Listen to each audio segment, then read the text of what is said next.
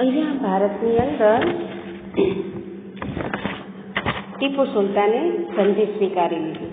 હવે એના પછી બને છે કે કોર્નવોલિસ છે એના બાદ સર જ્હોન ગવર્નર તરીકે ભારત આવે છે અને હવે ભારતના ગવર્નર તરીકે સર જ્હોનની નિમણૂક કરવામાં આવે છે. પણ એ તટસ્થ નીતિવાળા હતા અને એને કારણે તટસ્થ નીતિવાળા હોય એટલે થોડુંક અંગ્રેજોને તકલીફ ભોગવવી પડે. એ તટસ્થ નીતિવાળા કોઈ પક્ષને ફાયદો ને કોઈ પક્ષને ગેરફાયદો એવું થવા ના દે. એના કારણે આ કંપની સરકારને ખૂબ ભોગવવું પડેલું હતું અને એ સમય દરમિયાન હવે આ પરિસ્થિતિનો લાભ લઈ મરાઠાઓ એ ખૂબ શક્તિશાળી બન્યા. હવે એ લોકોને એવું લાગ્યું કે થોડીક નબળી સત્તા પડી છે તો આપણો કબજો જમાવી શકશું. એટલે સર જ્હોન પછી જનરલ ગવર્નર તરીકે વેલેસ્લીની નિમણૂક કરવામાં આવી. હવે મિત્રો, વેલેસ્લી કેવો માણસ હતો એ તો આપણે લગભગ ધોરણ 8ની અંદર ભણી ગયેલા છીએ, છતાં એક વાતને યાદ કરી લઈએ કે આ જે વેલેસ્લી હતો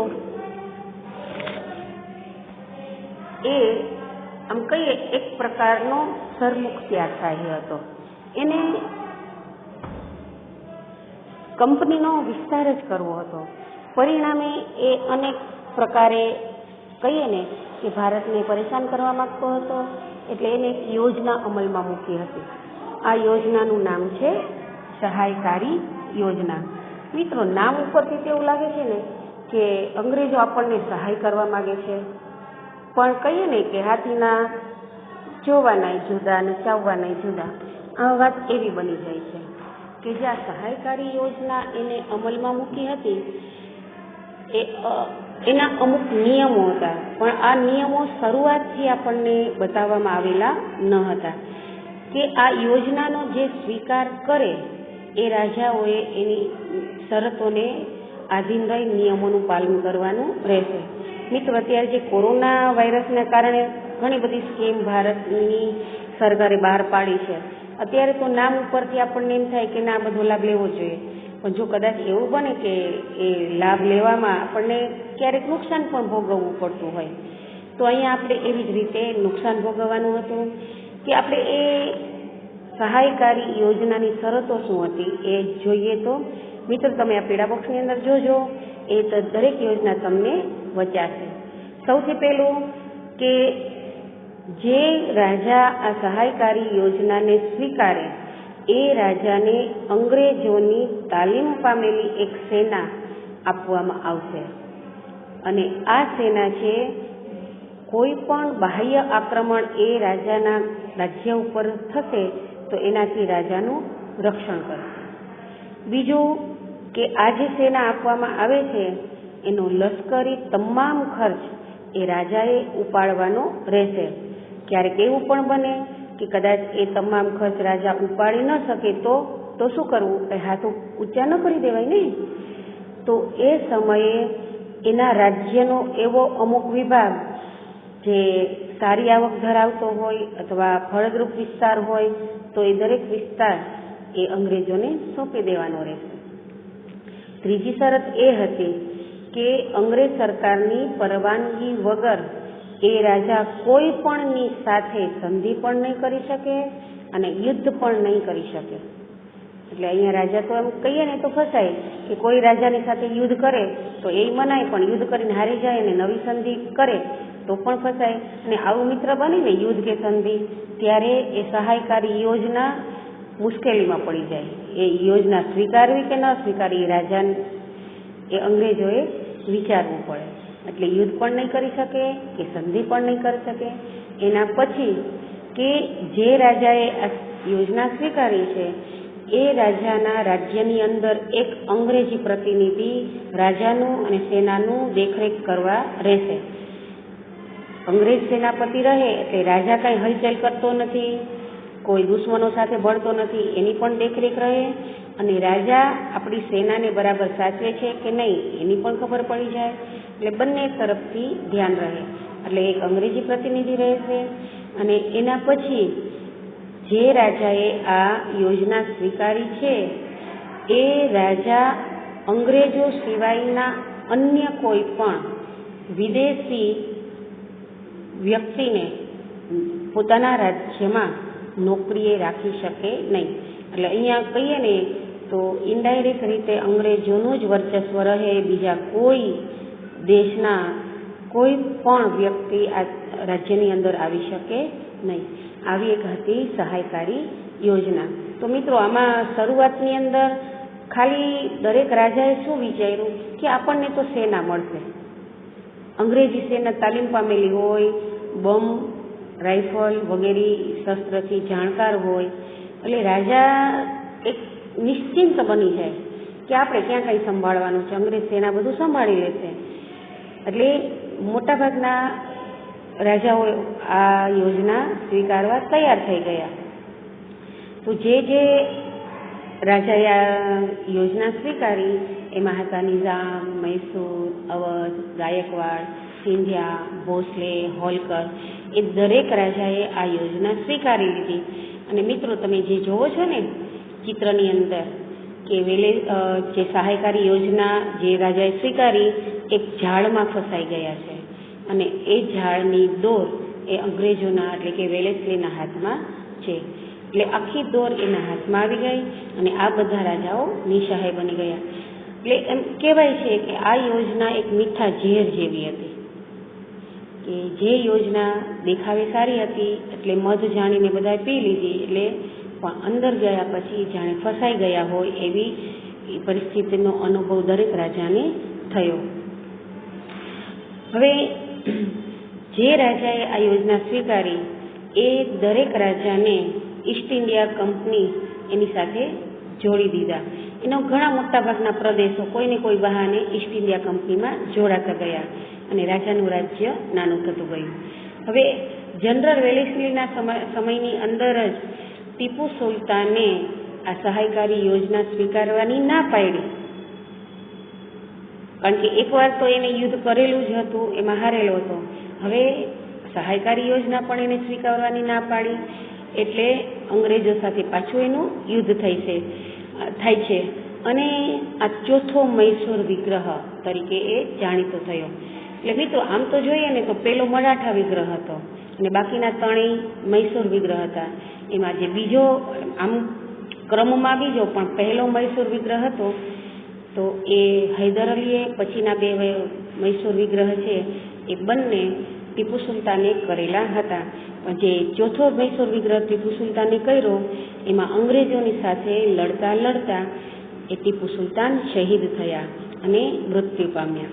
તો આવી રીતે એક કહીએ ને કે એક વાઘ સમાન મૈસૂરનો વાઘ એનો પણ અંત આવ્યો. હવે મિત્રો એના પછી આ વેલેસ્લીની જે સહાયકારી યોજના હતી એના પછી ગવર્નર જનરલ તરીકે હેસ્ટિંગ્સ તરીકે એક વ્યક્તિ આવે છે. હવે એ હેસ્ટિંગ્સે કઈ નીતિઓ અપનાવી એની વાત કરીએ તો એને સૌથી પહેલાં નેપાળની અંદર યુદ્ધ કર્યું. નેપાળની અંદર યુદ્ધ કરી અને ગુરખા, ત્યાં તો વધારે ગુરખા લોકો રહે ને, તો એ ગુરખાઓને પોતાના સેનાની અંદર સમાવેશ કર્યા. એક તો અંગ્રેજોની સેના તામીલ પામેલી અને સશસ્ત્ર અને કુશળ હતી, એમાં પણ હવે ગોરખાઓનો સાથ મળ્યો એટલે એની સેના હજી વધુ મજબૂત બની ગઈ. એ ઉપરાંત એને પિંઢારાઓ, આ પિંઢારા લોકોની એક જ્ઞાતિ છે, તો આ પિંઢારા લોકોને પણ અંકુશમાં લીધા, એને પોતાના દબાણની નીચે લઈ લીધા અને પછી એક વિગ્રહ થાય છે જેને ત્રીજો મરાઠા વિગ્રહ તરીકે ઓળખવામાં આવે છે.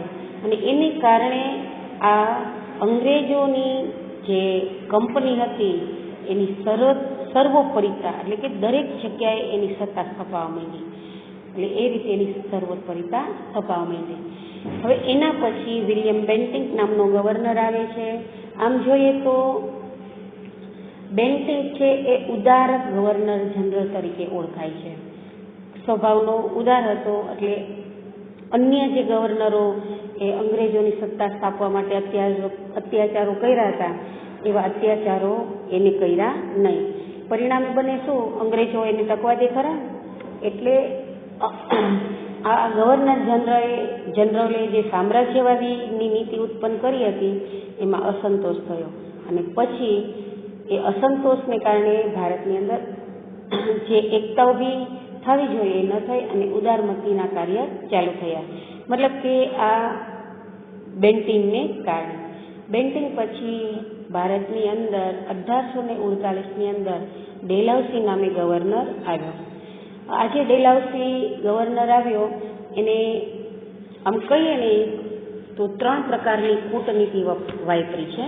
કે આ કૂટનીતિને જોઈએ તો એક તો આખા આપણા ઇતિહાસની અંદર ડેલહાઉસીની ખાલસા નીતિ પ્રખ્યાત છે. એ ઉપરાંત જીત, જપ્તી અને ખાલસા નીતિ, આની ત્રિવેણી સંગમ.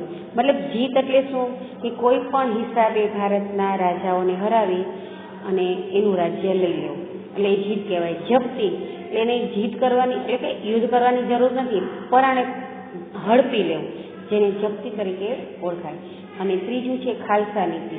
ખાલસા નીતિ એટલે કે અંગ્રેજ સરકાર ભારતના અમુક રાજાઓને એના નિયમના વિરુદ્ધ, આમ તો ઉપજાવી કાઢેલા નિયમ હતા, એ શાસન કરતા હોય તો એનું શાસન ડાયરેક્ટ રાજાના હાથમાંથી લઈ અંગ્રેજના શાસન નીચે લાવી દેવાનો હોય છે. તો આવી રીતે એ ખાલસા નીતિ અપનાવી. હવે આ ખાલસા નીતિ અપનાવવાના એને 5 પ્રકાર પાડ્યા હતા. કયા કયા રાજ્યને કેવી રીતે ખાલસા કરવા? તો મિત્રો આપણો કોષ્ટક જોઈએ તો પહેલું છે યુદ્ધ દ્વારા રાજ્યને ખાલસા કરવાનું. કે કોઈ પણ રાજા નબળો દેખાય તો એની સાથે યુદ્ધ જાહેર કરી દે અને એ રાજા હારી જાય એટલે એનું ડાયરેક્ટ આખું રાજ્ય અંગ્રેજો પોતાની સત્તા નીચે લાવી દે. તો યુદ્ધ દ્વારા જે રાજ્ય ખાલસા કર્યું એમાં હતું પંજાબ અને પેગ, મતલબ કે બર્મા, નીચલું બર્મા. બીજી રીત હતી કોઈ પણ રાજા, એ રાજાને જો પુત્ર ન હોય અને અપુત્ર મૃત્યુ પામે, મતલબ કે વારસદાર વિનાના મૃત્યુ પામે તો એ રાજાનું રાજ્ય પણ એ લોકો ખાલસા કરતા. અને આ બાબતે તો આપણે ઝાંસીની રાણીને ખૂબ ઓળખીએ છીએ કે ઝાંસીની રાણીને પુત્ર નહોતો, એના કારણે અંગ્રેજો એનું રાજ્ય ખાલસા કરવા માગતા હતા અને રાણી લક્ષ્મીબાઈ એ રાજ્ય દેવા માગતા નહોતા. એટલે બીજું કારણ એ બતાવું કે જે રાજાને પુત્ર નથી, અપુત્ર મૃત્યુ પામે તો એ એના વારસદાર તરીકે ભલે એના ભાઈ પણ હોય, રાણી પણ હોય, એ ન ચાલે. પુત્ર નથી એટલે એનું રાજ્ય હડપી અને અંગ્રેજ શાસનની નીચે લાવી દેવાનું હોય છે. તો જે રાજા અપુત્રમાં મૃત્યુ પામ્યા અને એના રાજ્ય ખાલસા કર્યા એના નામ કહીએ તો સતારા. સતારા મિત્ર જાણીતું છે ને તમારા માટે, હમણાં સિરિયલ આવી હતી. તો સતારા છે, જૈતપુર છે, સંબલપુર છે, ઉદયપુર મધ્યપ્રદેશની આમાં આવેલું છે એ છે, ઝાંસી છે, બઘાત છે અને નાગપુર. આવા રાજ્યના રાજા એને પુત્ર ન હોવાના કારણે એનું રાજ્ય ખાલસા કરવામાં આવેલું. ત્રીજું એક કારણ બતાવે છે ગેરવહીવટના બહાનાને નીચે. હવે અમુક કહીએ ને કે અમુક રાજ્ય ઉપર અંગ્રેજોની સત્તા જામી ગઈ હતી તો બીજા રાજાઓને એ પોતાનું રાજ્ય સારી રીતે ચલાવતા નથી, રાજ્ય ચલાવવામાં ગેરવહીવટ કરે છે અને પ્રજાને હેરાન કરે છે એવું બહાનું બતાવી અને રાજ્યને ખાલસા કરતા. તો એમાં છે અવધ. અવધનું રાજ્ય અંગ્રેજોએ એ રીતે ખાલસા કર્યું કે રાજાનો ગેરવહીવટ છે, સારી રીતે વહીવટ ચલાવી શકતા નથી એવું બહાનું બતાવી અવધને ખાલસા કર્યું. ચોથું કારણ બતાવે છે કરજની ઉઘરાણીના તળે ખાલસા કરવું. કરજની ઉઘરાણી એટલે કે એ રાજા અથવા રાજ્યની જે પ્રજા એ લોકો ટેક્સ બરાબર ભરતા ન હોય તો એ રાજ્યને પણ એ ખાલસા કરવામાં આવે. એટલે કરજ એટલે કે ટેક્સ ભરી નથી શકતા એટલે એ અંગ્રેજોના દબાણની નીચે છે. ઉછીના મતલબ કે કરજ એટલે ઉધાર લેવું અને એ ઉધારને ઉઘરાણી કરવા જાય અને જો ખેડૂતો હોય કે રાજા એ રાજ્યનો ટેક્સ ભરી શકતા નથી તો એનું આખું રાજ્ય ખાલસા કરવામાં આવે. તો એ પ્રમાણે એ લોકોએ નિઝામનું વરાળ પ્રાંત છે, વરાળ પ્રાંત એટલે કે રાજ્ય એને ખાલસા કરેલું હતું. અને છેલ્લું અને પાંચમું કારણ બતાવે છે નામ માત્રની સત્તાનો અંત લાવી ખાલસા કરવામાં આવે. ઘણીવાર એવું બને કે અમુક રાજા હોય એનું નામ જ બોલતું હોય પણ શાસન બીજા કોઈ કરતા હોય. ઘણીવાર એવું પણ બને કે નામ રાજાનું હોય અને અંગ્રેજોના બદલીમાં એનો વહીવટ ચલાવતા હોય તો હવે એ બદલીમાં નહીં, ડાયરેક્ટ એના સત્તાની નીચે એ રાજ્યને લાવી દેવું. એટલે નામ માત્રની સત્તા હતી એવા રાજા કે જે સારી રીતે રાજ્ય ન ચલાવતા, એના નામે બીજા લોકો રાજ્ય ચલાવતા, તો એવા રાજાના પણ રાજ્યને ખાલસા કરવામાં આવે. તો એવા રાજ્ય છે કર્ણાટક અને તાંજોર. તો આવી રીતે વિચારો મિત્રો, કેટલા બધા રાજ્યને એ લોકોએ ખાલસા કર્યા અને બંગાળથી શરૂઆત કરીને અત્યાર સુધીમાં તો ઘણા રાજ્ય ઉપર એની સહાયકારી યોજના, ખાલસા નીતિ, એના કારણે મોટા ભાગના ભારતના રાજ્ય અંગ્રેજોના તાબાની નીચે એટલે કે સત્તાની નીચે આવી ગયા. હવે અહીંયા આપણે ડેલહાઉસીની ખાલસા નીતિ ને જીત નીતિ ને જપ્તી નીતિ તો વિચારી, પણ મિત્રો ડેલહાઉસીએ અમુક સારા કાર્ય પણ એના શાસન દરમિયાન કર્યા જે આગળ જતા ભારતને ખૂબ લાભકારી નીવડ્યા હતા. તો એના કારણે પણ આપણે આજે ડેલહાઉસને ખાલસા નીતિના કારણે તો યાદ કરીએ જ છીએ, પણ સારા કાર્યને કારણે પણ આપણે એને યાદ કરીએ છીએ. તો એના કાર્યની અંદર, સારા કાર્યની અંદર જોઈએ તો 1853ની અંદર ભારતની અંદર સૌ પ્રથમ રેલવે મુંબઈ અને થાણાની વચ્ચે ડેલહાઉસીએ શરૂ કરી હતી. તો મિત્રો શરૂ ભલે અંગ્રેજોએ કરી, કંઈ આખી ટ્રેન થોડી અંગ્રેજો જ વાપરતા હોય, તો એ ભારતના લોકોને પણ ઉપયોગ કરવા દેતા. પરિણામે ભારતના લોકો પાસેથી ભલે એને કાંઈ પણ આવક થતી હોય, પણ ભારતના લોકો માટે એક વાત એ સરળ બની ગઈ કે મુંબઈથી થાણા ઓછા સમયમાં આવજાવ કરી શકતા, પોતાને જે સંદેશાની લેવડ દેવડ કરવી હોય એ સરળતાથી કરી શકતા હતા. અને આ પ્રમાણે કહીએ ને એક વ્યૂહ રચાવા માંડ્યો અંગ્રેજોના વિરુદ્ધનો. તો આજે રેલવે લાઇન એને ચાલુ કરી એ ભારત માટે લાભકારી નીવડી. બીજું, ભારત અને ઇંગ્લેન્ડ વચ્ચે એને તાર વ્યવહાર શરૂ કર્યો. મિત્રો તાર વ્યવહાર એટલે કે વીજળીના તાર નહીં, તમારા મોબાઈલની અંદર જે SMS હોય એને પહેલાંના સમયની અંદર તાર કહેવામાં આવે, પણ મોબાઈલના SMS છે એ ડાયરેક્ટ મોબાઈલ ટુ મોબાઈલ આવતા હોય છે અને તમે 1 મિનિટમાં વાંચી પણ લેતા હોય. પણ આ જે તાર છે એ એક જાતનો સંદેશ તાર ઓફિસથી કરવામાં આવતો.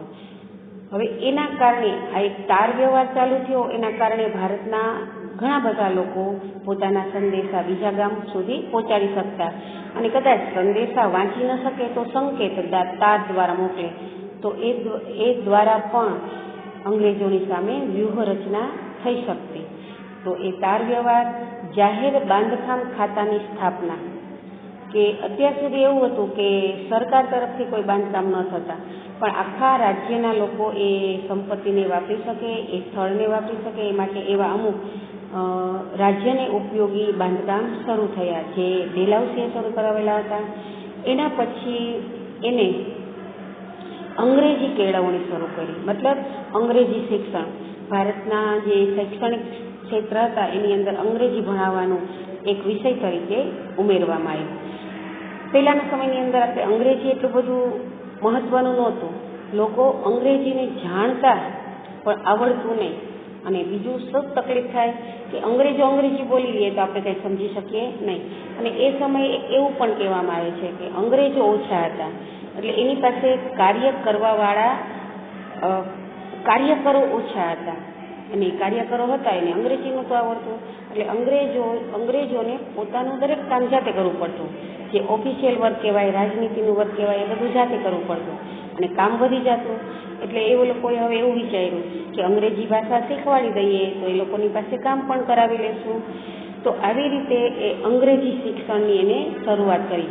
આમ તો મેકોલોનું નામ આવે છે કે અંગ્રેજી શિક્ષણ એને ચાલુ કરાયું, પણ આવી રીતે એને અંગ્રેજી શિક્ષણની શરૂઆત કરી. એટલે આ જે લોકો અંગ્રેજી શીખવા માંડ્યા એ અંગ્રેજોની ભાષા સમજવા માંડ્યા, અંગ્રેજીનું લખાણ સમજવા માંડ્યા, અને એના ચોપડામાં જે લખાણ હોય એ શું ચીટિંગ કરે છે એ જાણી શકાય. એટલે આવી રીતે એને સારા સારા કાર્ય પણ કર્યા ને એને સામાજિક સુધારા કર્યા. સામાજિક સુધારાની અંદર મિત્રો આપણે એ સમયને યાદ કરીએ ને તો સ્ત્રીઓની હાલત ખૂબ જ ખરાબ હતી. એમાં જે સ્ત્રી વિધવા બને એટલે તો જાણે એવું જ લાગે કે એને ધરતી ઉપર જ નરકના દર્શન થાય, એનું જીવન ન રહેતું, એટલે ખૂબ યાતનાઓ ભોગવવી પડતી. તો આવી વિધવા સ્ત્રીઓ બીજી વાર લગ્ન કરી શકે એવો એક ધારો પસાર કર્યો કે જેને વિધવા પુનર્વિવાહ એ ધારા તરીકે ઓળખવામાં આવે છે. અને બીજો એક કાયદો કર્યો, બાળ લગ્ન પ્રતિબંધ. એ સમયે મિત્રો આપણા દેશની અંદર બાળ લગ્ન બહુ થતા. બાળક હજી નાનું હોય ત્યાં જ એના લગ્ન કરી દેવામાં આવે, અને ઘણીવાર બાળક મોટું અને સમજદાર બને ત્યારે એની જે પસંદગી હોય એ બરાબર હોય નહીં, એટલે આ જીવન સારું ચાલે નહીં. પણ એ સમય એવો નહોતો કે લગ્ન જીવનને તોડી નાખવામાં આવે, ગમે એ હોય એ પૂરેપૂરો સાથ નિભાવવો પડે. અને ખાસ કરીને બાળ લગ્ન કરીએ અને પછી જો એ નાની બાળા વિધવા બને તો એને તો ખૂબ યાતના ભોગવવી પડે. એટલે ખાસ કરીને છોકરી જ્યારે નાની ઉંમરની અંદર વિધવા બને અથવા કંઈ પણ કારણસર હોય તો એ બીજા લગ્ન કરી શકે, અને નાનપણથી લગ્નને સમજદાર થાય પછી એ લગ્ન કરે તો એના જીવન માટે સારું ગણાય. એટલે બાળ લગ્ન ઉપર એને પ્રતિબંધ મૂક્યો. આ એ બે સામાજિક સુધારા પણ એને કર્યા. પરિણામે આપણા ઇતિહાસની અંદર ડેલહાઉસીનું નામ જાણીતું છે. તો હવે આવી રીતે આપણે કહીએ તો 1757થી પ્લાસીના યુદ્ધથી શરૂ કરી અને 100 વર્ષ સુધીમાં, એટલે કે 1857 સુધીમાં અંગ્રેજોએ લગભગ આખા ભારત ઉપર એની સત્તા જમાવી દીધી હતી. હવે આ જે 100 વર્ષના ગાળાની અંદર આપણે કહીએ કે કઈ કાર્ય એ લોકોએ કર્યા. સારા કાર્ય તો કર્યા જ નહોતા, પણ એ આર્થિક અસરો એ 100 વર્ષમાં ભારત ઉપર શું પડી. આર્થિક અસર એટલે વેપાર, ઉદ્યોગ અને પૈસામાં કઈ બાબતોની અસર થઈ. મિત્રો એ વખતે આમ કહેવાય છે કે ભારત આમ ખનીજોનો ભંડાર હતો. એટલે ખનીજો એટલે કાચો માલ, કોઈ પણ કાચો માલ એમાંથી જ તો કોઈ ઉદ્યોગોની સ્થાપના થતી હોય છે. તો ભારતનો એક ખનીજનો ખજાનો, એ ખનીજ કાચા માલમાંથી એ કાચા માલને ઇંગ્લેન્ડ મોકલે, એમાંથી પાકો બનાવી એ જ માલ ખૂબ જ મોંઘો બનાવી ભારતમાં વેચતા. એટલે બને એવું કે આપણો જ માલ આપણને ખૂબ મોંઘા ભાવે એ વેચતા. આવી દ્વિમુખી શાસન પદ્ધતિ એ લોકો અપનાવતા. એટલે આપણે ધીરે ધીરે ગરીબ બનતા ગયા. તો એ સમયે વિચારો કે સુતરાઉ કાપડ છે, રેશમી કાપડ છે, મલમલ, એ દરેક કાચું માલ એ ભારતમાંથી ઇંગ્લેન્ડ જાય, ત્યાંથી પાકો બનાવી સુતરાઉ કાપડ અને રેશમી કાપડ અને એ બધું બનાવી અને અહીંયા એ કાપડ ખૂબ મોંઘા ભાવે વેચવામાં આવતું. અને અહીંયાના કારખાનાઓ બંધ થઈ ગયા. કારણ શું હતું કે આપણા કાચા માલ તો અહીંયા હતા નહીં, એટલે આપણા કારખાના બંધ, મજૂરો બેકાર અને બેરોજગારી અને ગરીબી વધવા માંડી. બીજું કે ઇંગ્લેન્ડથી જે આવેલો માલ હતો એ વિદેશી માલ ગણે, એ આપણે ખરીદતા અને આપણને ખૂબ મોંઘા ભાવે મળતો. એટલે આવી રીતે અંગ્રેજોએ આર્થિક રીતે આપણને પાયમાલ કરી દીધા. બીજું એક છે કે મહેસૂલ પદ્ધતિ. મહેસૂલ પદ્ધતિ એટલે ખેડૂતો જે ખેતી કરે એ જમીનના ઉપયોગ બદલ જે ટેક્સ ભરવામાં આવતો એ મહેસૂલ. તો એ સમયે કહીએ ને તો 80% આપણી પ્રજા એ ખેતી આધારિત વ્યવસાય કરતી હતી. તો મોટાભાગના ખેડૂતો મન માને એવી મહેસૂલ ઉઘરાવી અને આપણને પાયમાલ કરતા. ખેડૂતો પાસે પૈસા હોય કે ન હોય, એ લોકોએ મહેસૂલ તો ફરજિયાત ભરવું પડતું. એવા અનેક કિસ્સાઓ તમે સાંભળ્યા છે કે ક્યારેક ખૂબ જ દુષ્કાળ પડ્યો હોય, પાક ઉગ્યો ન હોય, છતાંય ટેક્સ તો ચાલુ જ રહેતા. તો આવી રીતે ખેડૂતો પાયમાલ બની ગયા. એમાં બીજું કે ભારતની અંદર લઘુ ઉદ્યોગો, કુટીર ઉદ્યોગો એવા હુન્નરો ખૂબ હતા. એ લોકોને પણ કાચા માલના અભાવે પોતાનો સામાન મળતો નહીં. એટલે કહીએ તો એ દરેક લઘુ ઉદ્યોગો ભાંગી પડ્યા, ખેડૂતોની ખેતી ભાંગી પડી અને આપણે આર્થિક રીતે નબળા પડવા માંડ્યા. તો મિત્રો આર્થિક પરિસ્થિતિમાં જોઈએ ને તો આપણે ખૂબ પહેલાં એક સમયની સોનેરી ચીડિયા અત્યારે એક સાવ ગરીબ, બેરોજગાર અને બેકાર બની ગઈ. હવે એના પછી આપણે જોઈએ તો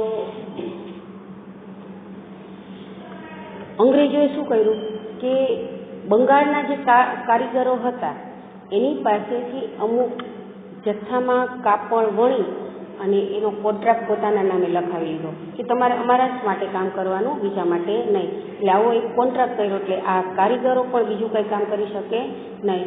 અને કેવી રીતે કામ કરાવે? ટૂંકી મુદતમાં ચોક્કસ જથ્થો એને ઉત્પાદન કરી જ દેવાનો.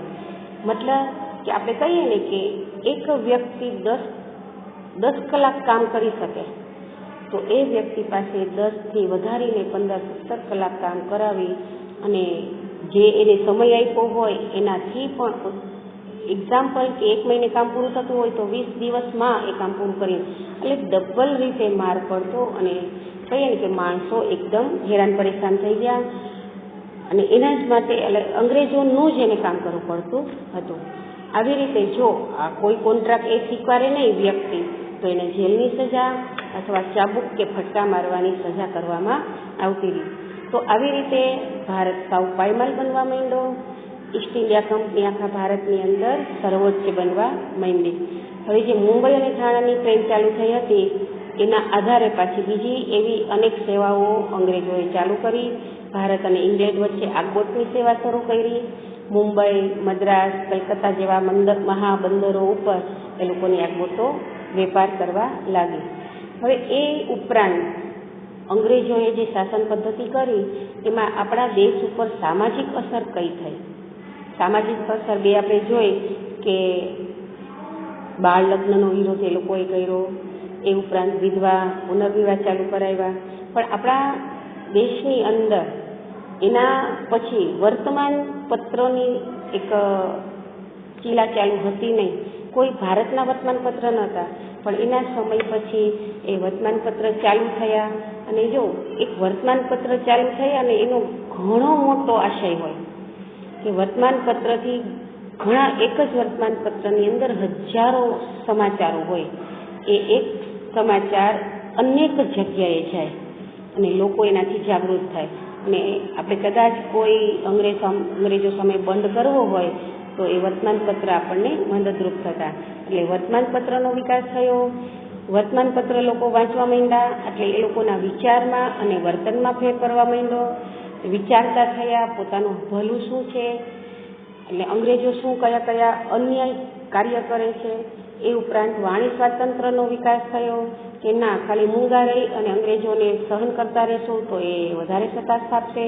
એટલે એનો વાણી દ્વારા વિરોધ કરવામાં આવ્યો. એ ઉપરાંત ભારતની અંદર અનેક કુરિવાજો હતા, જેમ કે સતી પ્રથા હતી, બાળકીને દૂધ પીતી કરવાનો રિવાજ હતો. સતી પ્રથા એટલે કે પતિનું મૃત્યુ થાય એટલે એની પત્નીને એના પતિની સાથે જ એ અગ્નિમાં બેસી જવાનું, તો એ રિવાજ પણ એ લોકોએ દૂર કર્યો. દૂધ પીતી એટલે જો મિત્રો આ દૂધ પીતીનો રિવાજ આખા ભારતની અંદર નહોતો, અમુક જ્ઞાતિ કે અમુક સમાજ પૂરતો જ મર્યાદિત હતો. પણ એમ છતાંય કે ઘરની અંદર દીકરી જન્મે એટલે એને મારી નાખવામાં આવે, તો આને કહેવાય દૂધ પીતી કરવામાં આવે. કારણ જે હોય કદાચ આપણે એવું સમજી શકીએ કે એક દીકરીનો જન્મ થાય પછી એના પિતાજીને આખી જિંદગી એના પાછળ ખૂબ જ ખર્ચો થતો, અને ગરીબ પિતા હોય તો એ ખર્ચો ઉપાડી શકે નહીં.